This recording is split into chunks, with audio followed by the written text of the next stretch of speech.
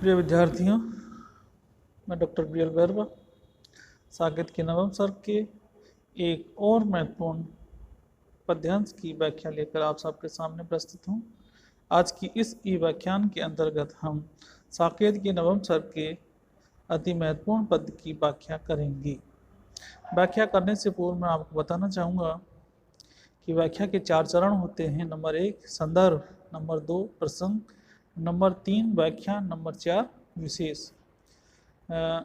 संदर्भ में हम लिखेंगे कि प्रस्तुत पद्यांश हमारी पाठ्य पुस्तक में संकलित मैथिली शरण गुप्त के द्वारा रचित साकेत नामक महाकाव्य के नवम सर्ग से ली गई है। व्याख्या करने से पूर्व प्रसंग लिखेंगे कि इस प्रसंग में उर्मिला अपनी वेदना को, अपनी विरह व्यथा को अपनी सखी मानती है, अपनी छोटी बहन मानती है और उसी के सहारे में अपने दुखों का वर्णन करते हुए कहती है। व्याख्या, वेदने तू भी भली बनी, हे वेदना तू भी आज बहुत भली बनी हुई हो, क्योंकि पाई मैंने आज तुझी में अपनी चाह गनी। तुम्हारे ही माध्यम से मैंने अपनी चाहत को, जो मेरे हृदय में बसी हुई है, अपने प्रेम की चाहत, अपने प्रेमी से मिलने की जो चाह है, वो आज तुम्हारे ही बहाने घनी होती जा रही है।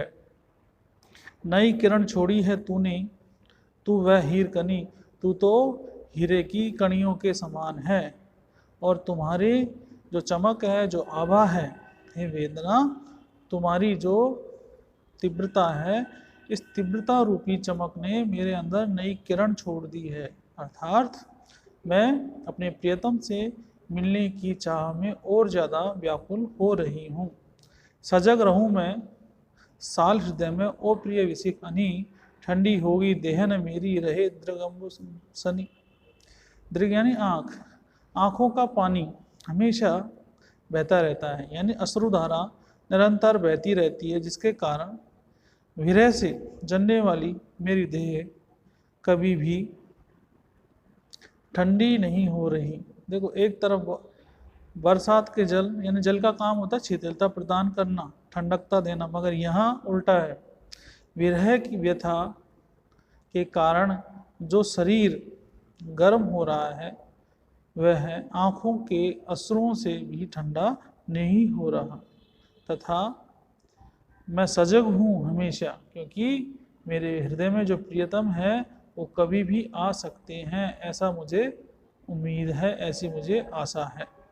तू ही उसे उष्ण रखेगी मेरी तपन मनी, मेरे मन के अंदर अपने प्रियतम से मिलने की जो तपन है, उसे हे वेदना तू ही गर्मी देगी, तू ही उसे जागृत रखेगी, उस आग को तुम बुझने नहीं दोगी। आ अभाव की एक आत्मजे और अदृष्टि जनी, मैं अभावकारी हूँ, अभावों में मैं जीवन जी रही हूँ।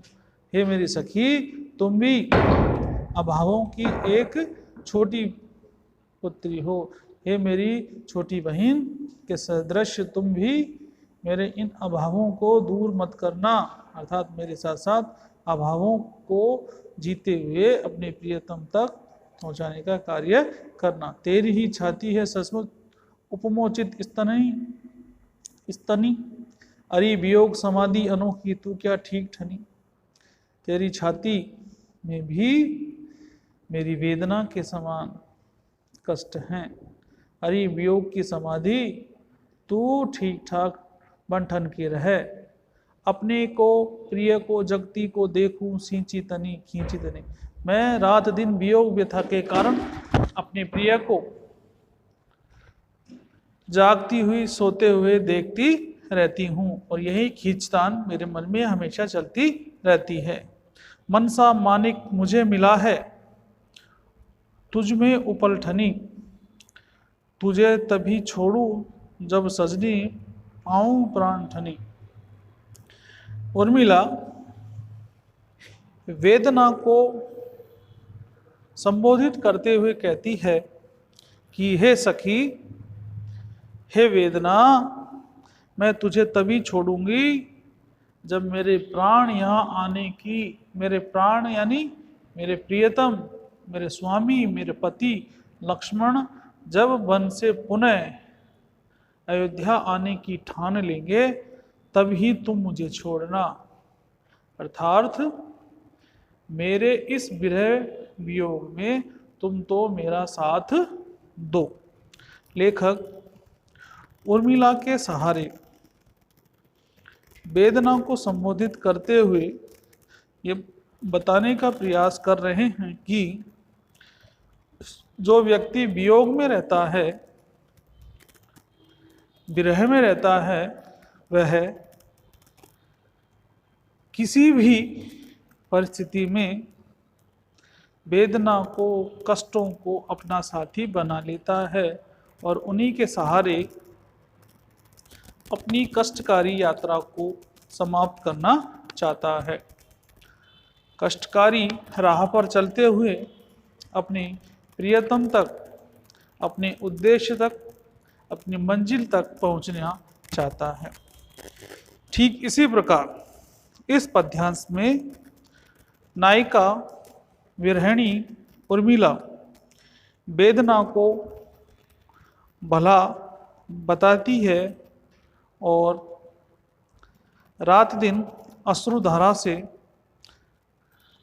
अपने प्रियतम का पथ धोती हुई इस जग का कल्याण भी करना चाहती है तथा अपने प्रियतम को रात दिन सोते जागते, उठते बैठते, खाते पीते उन्हीं का स्मरण करते हुए दिखाई देती है।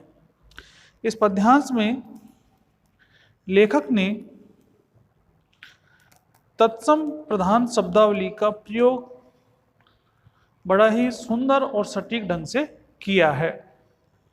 उर्मिला एक ऐसी नायिका है जो आदर्श गृहिणी के रूप में चित्रित हुई है तथा त्याग और समर्पण की भावना से युक्त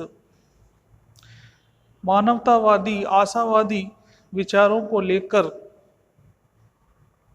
कला में निपुण सौंदर्य की प्रतिमा के रूप में इस महाकाव्य में प्रतिष्ठित हुई है। विशेष की दृष्टि से प्रभावमयी भाषा का प्रयोग लेखक ने किया है, संगीतात्मकता विद्यमान है, शैली में लाक्षणिकता दिखाई देती है और तत्समयी शैली, ओज एवं प्रसाद गुण इसमें विद्यमान है। साथ ही उर्मिला की मार्मिक विरह व्यथा का चित्रण इसमें दिखाई देता है। धन्यवाद। Thank you.